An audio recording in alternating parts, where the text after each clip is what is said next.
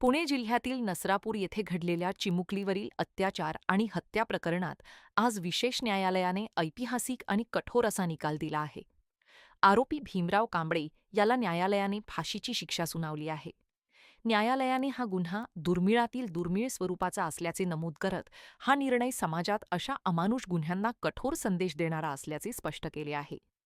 1 मे रोजी घडलेल्या या घटनेने संपूर्ण महाराष्ट्र हादरला होता. अवघ्या 3 वर्षांच्या निष्पाप चिमुरडीवर अत्याचार करून तिची निर्घृण हत्या करण्यात आली होती. पोलिसांनी वेगाने तपास पूर्ण करून भक्कम पुरावे न्यायालयासमोर सादर केले. त्यानंतर विशेष न्यायालयाने आरोपीला मृत्यूदंडाची शिक्षा सुनावली. मात्र भारतीय कायद्यानुसार या शिक्षेची अंमलबजावणी होण्यापूर्वी उच्च न्यायालयाची पुष्टी आवश्यक असते. त्यानंतर पुढील कायदेशीर प्रक्रिया पार पडेल.